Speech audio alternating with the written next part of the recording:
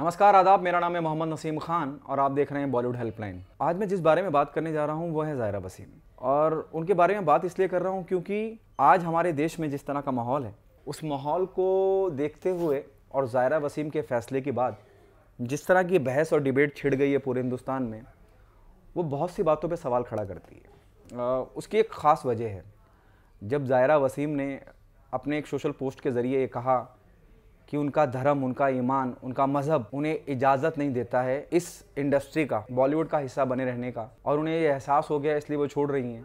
बहुत लंबा चौड़ा पोस्ट लिखा था, अब तो सब पूरी दुनिया को पता है। लेकिन उसके बाद जिस तरह की बहस हिंदुस्तान में छिड़ी धर्म को लेकर, कहते हैं ना कि नाम में क्या रखा है, लेकिन अब अगर हम नाम की बात करें तो नाम में लोग मज़हब ढूंढ लेते हैं, धर्म ढूंढ लेते हैं। तो ज़ायरा वसीम के साथ भी वही हुआ। हर शख्स की अपनी अपनी अलग अलग राय है, लेकिन हमारा जो देश का संविधान है, उस संविधान का एक सबसे मजबूत पाया है फ्रीडम ऑफ स्पीच।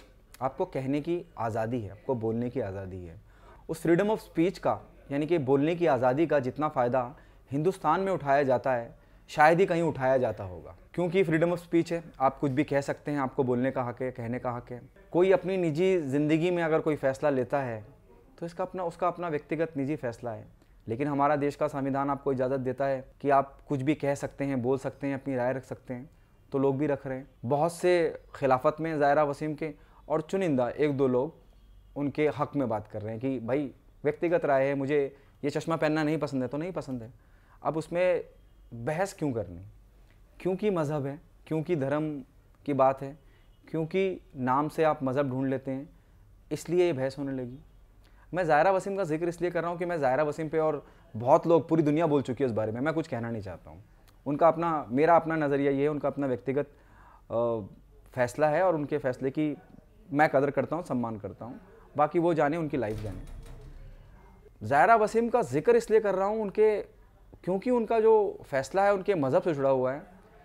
मुझे ज़ायरा वसीम के इस किस्से से 1971 का एक किस्सा याद आ गया, और 1971 का किस्सा इसी बॉलीवुड से जुड़ा हुआ है, इसी सिनेमा से जुड़ा हुआ है, और इसी मज़हब की धारणा से जुड़ा हुआ है। मैं सोच रहा हूँ अगर जो किस्सा मैं आपको सुनाने जा रहा हूँ वो आज की तारीख में होता तो क्या होता। हिंदी सिनेमा जगत के सबसे मशहूर, सबसे कामयाब, सबसे ज़्यादा प्यार पाने वाले स्वर्गीय मोहम्मद रफ़ी साहब इतने बड़े सिंगर थे, उन्हें किसी भी तारुफ की ज़रूरत नहीं। उनके इंतकाल को इस जुलाई में 40 साल हो जाएंगे, और उन्होंने 1971 में, यानी कि जब वो अपने करियर के, अपने प्रोफेशनल काम के लिहाज से जब वो परचम लहरा रहे थे, तब उन्होंने गाना बंद कर दिया। और उनके गाना बंद करने की वजह क्या थी वो मैं आपको बताता हूँ। 1971 में मोहम्मद रफ़ी साहब और उनकी बीवी बिल्किस, वो दोनों हज यात्रा पे गए, और हज यात्रा के दौरान उनकी मुलाकात वहाँ मौलाना से हुई। तो मौलाना ने उन्हें समझाया कि देखिए,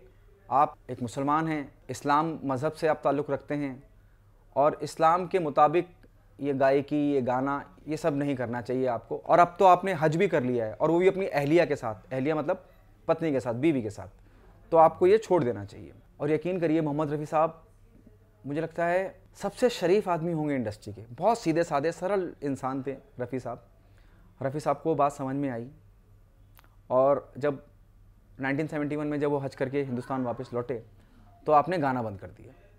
सोचिए, इतनी शोहरत, नाम, सब कुछ होने के बावजूद, अपने करियर के पीक पे होने के बावजूद, उन्होंने धर्म का हवाला देके हिंदी सिनेमा में गाना बंद कर दिया। अब ये बात जब नौशाद साहब को पता चली, उस वक्त ये सोशल मीडिया, ये डिजिटल प्लेटफॉर्म, ये सैटेलाइट चैनल, ये सब तामझाम नहीं था। व्हाट्सअप, इंस्टाग्राम, शायद उस वक्त होता तो रफ़ी साहब का जीना हराम कर दिया जाता। अभी तो अल्लाह उन्हें जन्नत नसीब करे। तो आप तसव्वुर करिए, किसी को उसकी इतना बड़ा सिंगर अपने करियर के पीक पे, और वहाँ एक किसी ने कोई राय दी और उन्होंने मान ली और उन्होंने गाना बंद कर दिया। किसी को कुछ पता नहीं चला, क्योंकि उस वक्त ये जो माहौल हमारे देश में है, उस वक्त हमारा देश वाकई में देश हुआ करता था, या लोगों में एक दूसरे के लिए मोहब्बत हुआ करती थी, बर्दाश्त हुआ करती थी, जो आज की तारीख में बिल्कुल नहीं है। नौशाद साहब को ये बात पता चली। अब सोचिए, एक मुसलमान को दूसरा मुसलमान समझाने जा रहा है। नौशाद साहब को ये बात पता चली। स्वर्गीय नौशाद साहब रफ़ी साहब के घर पहुँचे, सलाम दुआ हुई, कहने भाई आपने गाना क्यों छोड़ दिया?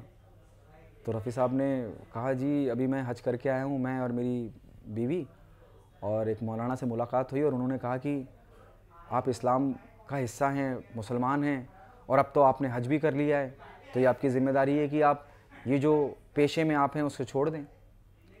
तो मुझे लगा छोड़ देना चाहिए, तो मैंने इसलिए गाना बंद कर दिया। तो नौशाद साहब ने उन्हें समझाया कि आप ऐसे ही कोई फ़ैसले ना करा करें, संगीत भी किसी इबादत से कम नहीं है। आप कोई गलत काम तो नहीं कर रहे हैं, आप किसी का दिल तो नहीं दुखा रहे हैं, किसी का बुरा तो नहीं कर रहे हैं। सोचिए, एक मुसलमान ने दूसरे मुसलमान को समझाया और रफ़ी साहब ने उसके बाद नौशाद साहब की नसीहत के बाद फिर से गाना शुरू किया। मैं सोचता हूँ कि अगर यही हादसा आज की तारीख में हुआ होता तो रफ़ी साहब को देशद्रोही और ना जाने किस किस के, या फिर ज़ायरा वसीम की तरह हर दूसरा आदमी अपनी राय दे रहा होता। अजीब विडम्बना है देश की, इस माहौल की। रफ़ी साहब, ज़ायरा वसीम, ये पहले लोग नहीं हैं बॉलीवुड में या दुनिया में जिन्होंने धर्म का हवाला देकर अपने प्रोफेशन को या अपने काम को अलविदा कहा हो। हिंदुस्तान में ही अगर मैं सिनेमा की बात करूं या बॉलीवुड की बात करूं, विनोद खन्ना ने अपने करियर के शिखर पे ओशो का सहारा लिया। तनुश्री दत्ता जो मी टू मूवमेंट का हिस्सा रहीं और उन्होंने हिंदुस्तान में एक नई क्रांति लाई, वो अभी भी भगवान से लौ लगाए हुए हैं। तो एक वक्त आता है हर किसी की लाइफ में, ज़िंदगी में, जब उसे लगता है कि भगवान से लौ लगा लेनी चाहिए, खुदा से लौ लगा लेनी चाहिए। तो मुझे लगता है कि किसी के भी इस तरह के व्यक्तिगत निजी मामलों में टिप्पणी करना ही बेकार है। एक वक्त होता है, जैसे मैंने पहले भी कहा, आता है लाइफ में ऐसा दौर जब आपको भगवान से लौ लगाने का मन करता है, किसी का जल्दी, किसी का बाद में।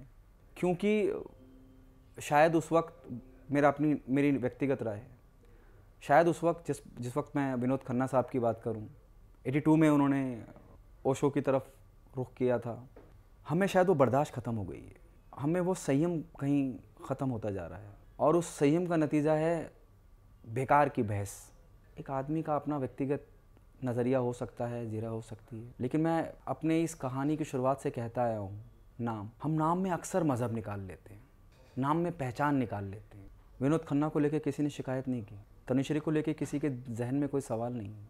हम अपना संयम, अपनी बर्दाश्त खो रहे हैं, जो हमें नहीं खोनी चाहिए। मैं उम्मीद करता हूँ आपको मेरी ये स्टोरी पसंद आई होगी। मेरी स्टोरी को लाइक करें, सब्सक्राइब करें। अल्लाह हाफ़िज़।